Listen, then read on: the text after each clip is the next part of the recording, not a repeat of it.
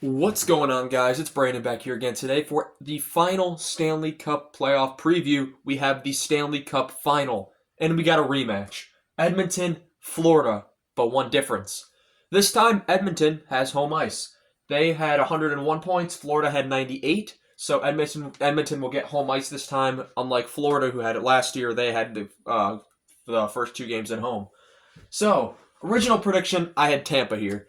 And I originally, I believe, had Tampa in 6 over Winnipeg, or 5. I'm pretty sure it was 6, though. And my original prediction then goes to Florida in 6. My new prediction, Edmonton in 7. It's very hesitant, though, but I'll explain why. So to get here, Edmonton beats LA in 6, Vegas in 5, Dallas in 5. They've looked incredible, even with injuries throughout their lineup.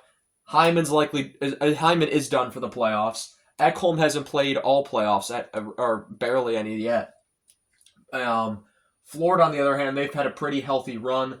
A game missed here or there, but overall, they've been pretty well set. Tampa, they beat in 5, Toronto in 7, and then Carolina in 5. These teams met twice during the regular season, as they are in opposing conferences.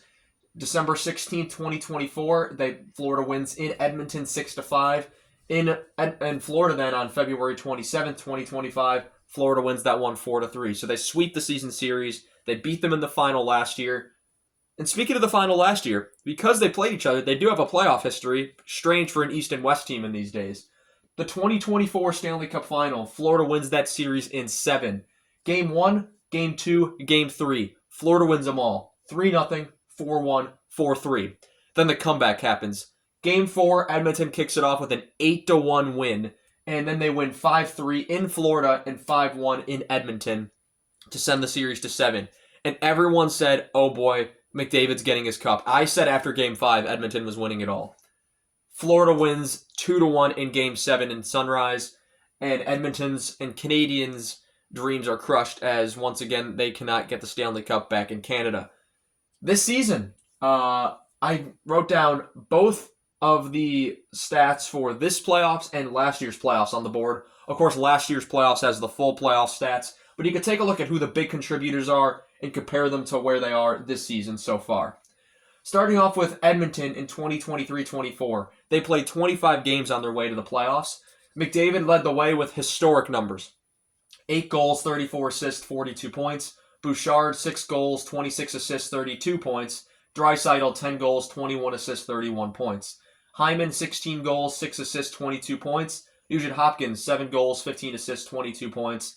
Ekholm had 5 goals, 5 assists, 10 points.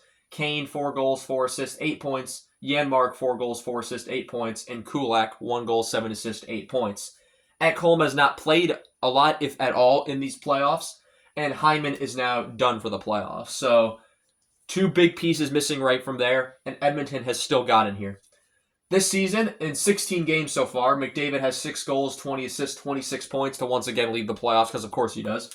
Draisaitl, 7 goals, 18 assists, 25 points. Nugent Hopkins, 5 goals, 13 assists, 18 points. Bouchard, 6 goals, 11 assists, 17 points. Evander Kane, 5 goals, 6 assists, 11 points.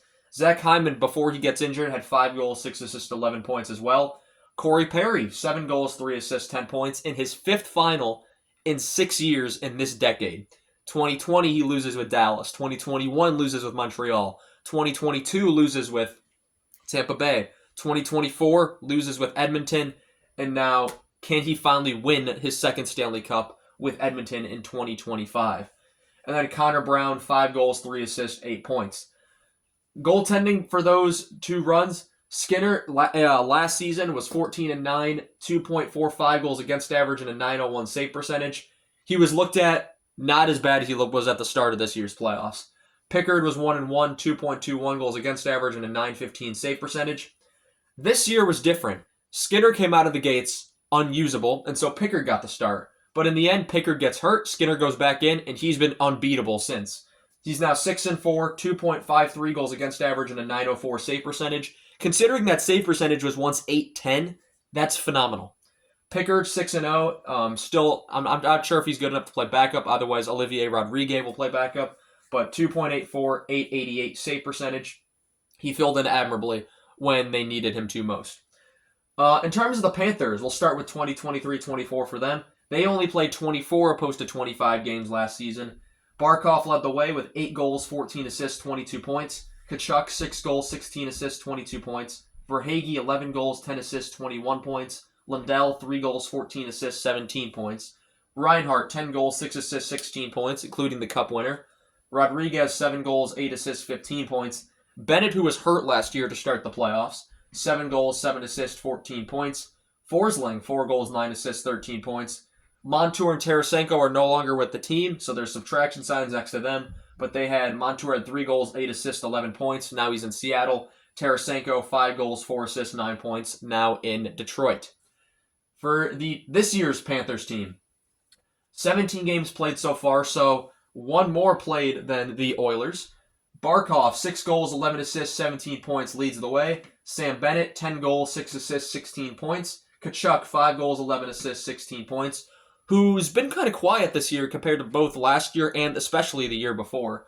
Marchand, new addition for this season, so thus he gets a plus sign.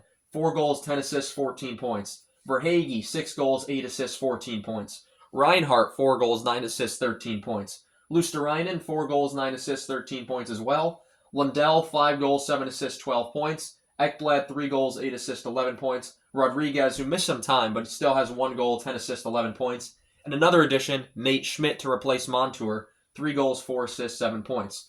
So while Tarasenko and Montour went out, Marchand and Schmidt went in. And you can't count out Seth Jones either, who's looked pretty good in Florida, not just offensively, but defensively. He doesn't crack the top 50 point scorers in the playoffs. He still has contributed in various ways. For goaltending for them, you had Bobrovsky, who last year, who was 16-8, 2.33 goals against average and a .906 save percentage. Until Game 4 in that Edmonton final, Bobrovsky was a gimme, a shoo-in for the Conn Smythe. And then 8-1, 5-3, 5-1. That ruined his chances, and it ends up being... It was McDavid who got it last year. I was like, wait a minute. Wait. Who won? I was like, who won the Conn Smythe on Florida? No one did. Stolars went 0-0, 5.17 goals against average, and an .842 save percentage. Bobrovsky 12-5, 2.11 goals against average, and a .912 save percentage this season. He's been just as good. Another one that's could honestly get some Conn Smythe consideration. This might be the year he gets his Conn Smythe if they win. I'm hesitant to choose Edmonton because of the injuries, but I'm still going to go with them. McDavid's been on a revenge tour like no other. And if we remember back to 1983 and 1984, as well as 2008 to 2009. So 83, it's the Oilers and the Islanders. The Islanders win their 4th straight Stanley Cup, knocking out the Oilers. The Oilers learn their lesson in 84. They come back, they knock the Islanders out of the playoffs. They win, instead of Islanders winning their 5th straight cup, the Oilers win their first of 5 at that point. And, of course, in 2008-09, it's Sidney Crosby that loses to Detroit in 08. They come back. They've added Crosby, Malkin, Fleury, Letang. Of course, Hossa left them after 08 and went to Detroit. But that team in 09, they changed the script from 08. They beat the Red Wings in 7 that year. And Crosby gets his first cup, and his run starts as like one of the greatest players in the game. But as you can see, this is the 3rd time since 1980 this has happened. Edmonton, Florida, repeat Stanley Cup final. I'm taking Edmonton in the rematch because the last 2 rematches in the final have gone that way. I want to thank you all so much for watching this preview video. Let me know down below who you're picking to win the Stanley Cup final. Let me know who you're excited to see, who is going to surprise us in the final, and will there be any overtime because there wasn't in the previous year, because there's been a lacking of overtime games, I think, this playoffs, and that sucks because I really enjoy overtime games. Anyway, guys, thank you all so much for watching this video, and I shall see you all in the next one. Have a good one.